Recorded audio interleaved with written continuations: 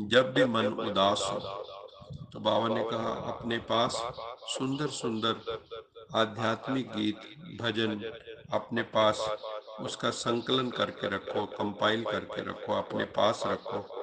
जब भी वो सुनोगे तो जो परेशान मन है, दुखी मन है, शांत मन है, वो थोड़ी देर के लिए खुश हो जाता है। अगर मेडिटेटिव हो जाएंगे तो पूरी देर के लिए लंबे समय तक खुश हो जाएगा। और बाबा की मुरली पढ़ सकते हो, अच्छा साहित्य पढ़ सकते हो, उससे मन जो है चेंज हो जाता है। हमारी जीवन रूपी नैया का खिवैया कौन है? जीवन की नैया कर दे प्रभु के हवाले। जीवन की नैया कर दो प्रभु के हवाले, उस भोलेनाथ शिव बाबा के हवाले अपनी नैया कर दो। हम इस पार से उस पार जा रहे हैं।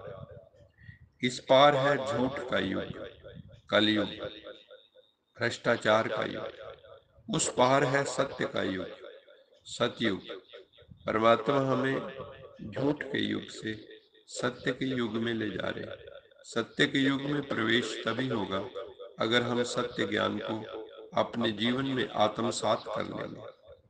बाबा हमें कलयुग से सतयुग में ले जा रहे हैं। तुम्हें हर पल अपने को आत्मा समझ याद की यात्रा पर रहना है। हमारी ये याद की यात्रा है, क्योंकि जीवन में स्मृति और विस्मृति का खेल है। अगर हम बुरी बातें, दुख देने वाली बातें पास्ट की याद करते हैं तो हमारा ये क्षण भी दुखी हो जाता है कि आपके जैसे कई बार कई लोग आपस में लड़ते रहते हैं तो यही कहते हैं आपने मुझे ये कहा, आपने मुझे वो कहा। तो इन बातों से वर्तमान को भी हम दूषित कर लेते हैं। बाबा कहते हैं नहीं, तुम्हें वर्तमान में किस स्मृति में रहना है ये बहुत इंपॉर्टेंट है। वर्तमान को वेस्ट ना करो और सोल कॉन्शियस गॉड कॉन्शियसनेस में रहो, अपने स्वरूप की स्मृति में रहो तो आनंद में रहोगे। अगर मान लो आप याद नहीं करते परमपिता परमात्मा को तो ऐसी आत्माएं फिर जैसे नदी में कोई गोते खा रहा हो, ऐसे जीवन रूपी भव सागर में भी गोते खाते रहते। वो उस पार नहीं पहुंच पाते, वो भंवर में फंस जाते। आगे बाबा ने कहा कि जब योग में बैठते हैं तो बुद्धि इधर उधर भटकती रहती है, क्योंकि कंसंट्रेशन ऑफ माइंड नहीं होता। दूसरा, वैल्यू नहीं होती मन के अंदर।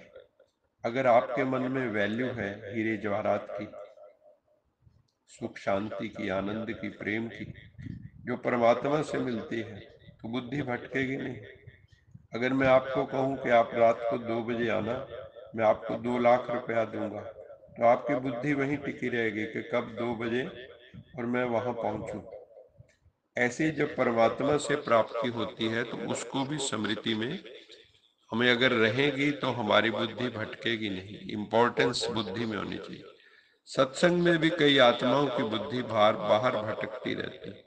तुम्हें अभ्यास करके बुद्धि को स्थिर करना है, एकाग्र करना है। जब मन बुद्धि एकाग्र हो जाते हैं तो वैज्ञानिकों के भी मन बुद्धि जब एकाग्र होते हैं तो नई रिसर्च होती है, नई रिसर्च, नई इनोवेशंस होने लगती है। मन स्थिर ही नहीं होगा तो नई खोजें भी नहीं हो सकती। ऐसे ही जब परमात्मा पर मन स्थिर हो जाएगा तो बाबा कहते हैं आपके जीवन में सुख शांति आनंद का पदार्पण हो जाएगा। जहां बैठे हैं वहीं हाजिर रहना है, ये इंपॉर्टेंट है। हम जहां बैठे हैं वहीं हाजिर, ना पास्ट में ना फ्यूचर में। जो भी है बस यही एक पल है। आगे भी जाने न तू, पीछे भी जाने न तू, जो भी है बस यही एक पल है। तो इस पल को यूटिलाइज करना है, वर्तमान में जीना है, प्रभु स्मृति में मस्त रहना है, बस खोए रहो। आपकी दृष्टि में योग की शक्ति का बल होना चाहिए।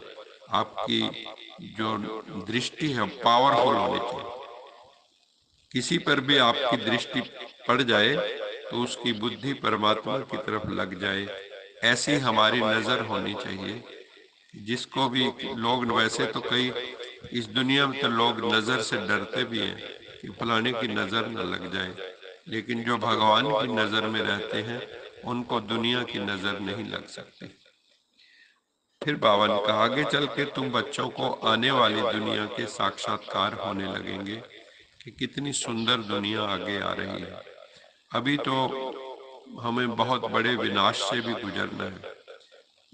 फिर बाबा कहते हैं, तुम योग में बैठे बैठे तुम ध्यान में चले जाओगे, वहां डिवाइन विजन देखते रहोगे, तुम बच्चे बहुत खुशी में रहेंगे। ज्ञान युक्त, योग युक्त आत्माएं निर्भयता एवं खुशी में रहेंगे, जबकि साधारण दुनिया की आत्माएं भय आक्रांत हो जाएंगी, भय से भरी हुई होंगी, हर वक्त पीड़ा से भरी होंगी। युद्ध के समय त्राही माम करेंगे। आज का वरदान है, श्रेष्ठ वेला के आधार पर सर्व प्राप्तियों के अधिकार का अनुभव करने वाले पद्मा पदम भाग्यशाली आत्मा भव। श्रेष्ठ वेला के आधार पर सर्व प्राप्तियों के अधिकार का अनुभव करने वाले पद्मा पदम भाग्यशाली आत्मा भव। जो आत्माएं शुभ वेला, श्रेष्ठ वेला में जन्म लेती हैं, ज्योतिष में भी ऐसा कहा जाता है कि जो शुभ वेला, श्रेष्ठ वेला, जब कॉन्फ़िगरेशन ऑफ प्लैनेट्स जो है बहुत अच्छा होता है, तो उस वक्त जो जन्म लेते हैं तो उनको जीवन जो है वो भाग्यशाली आत्माएं बन जाती हैं। महाराजा रंजीत सिंह के बारे में भी कहा जाता है कि उनकी माँ ने उनको एक खास समय पे ही जन्म दिया था, जो ज्योतिषियों ने बताया था, क्योंकि उन्होंने कहा था अगर इस समय जन्म नहीं लिया तो आपका बेटा कोई साधारण ही रह जाएगा, और अगर इस क्षण जन्म लिया तो वो कोई राजा महाराजा बनेगा।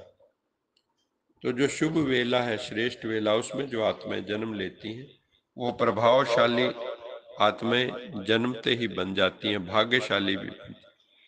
उनको पैदा होते ही अपनेपन का अनुभव होता है, भगवान के साथ उनका निजत्व होता है, निजता होती है, अपनेपन का अनुभव होता है। वो जन्मते ही सर्व प्रॉपर्टी के अधिकारी हो जाते हैं, जैसे कि गोल्डन स्पून इन माउथ होता है। सर्व स्वरूप की प्राप्ति के खजाने के आते ही वो अनुभवी बन जाते हैं। सर्व अनुभवों से ऐसी आत्माएं संपन्न हो जाती हैं। आज का स्लोगन है, अपनी प्रसन्नता की छाया से शीतलता का अनुभव कराने के लिए निर्मल एवं निर्माण बनो। जिनका मन निर्मल है, बुद्धि निर्माण है। मन निर्मल, अंदर कोई मल नहीं, साफ सुथरा मन। बुद्धि निर्माण अर्थात अभिमान रहित है। वो अपनी अलौकिक प्रसन्नता के प्रभाव से अन्य आत्माओं को शीतलता का अनुभव कराते हैं। अच्छा, मीठे मीठे सिकिलद बच्चों प्रति माता पिता बाप दादा का याद प्यार गुड मॉर्निंग।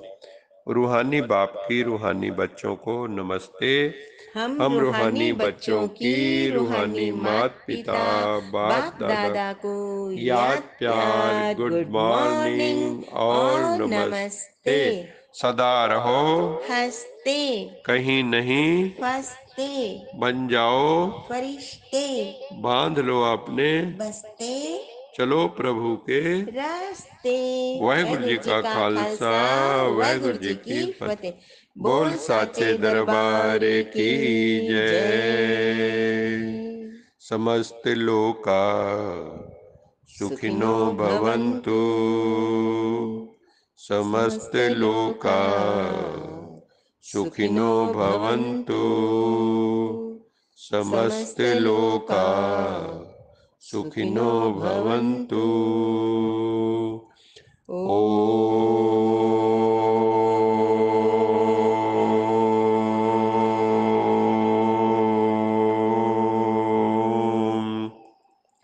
शांति शांति शांति।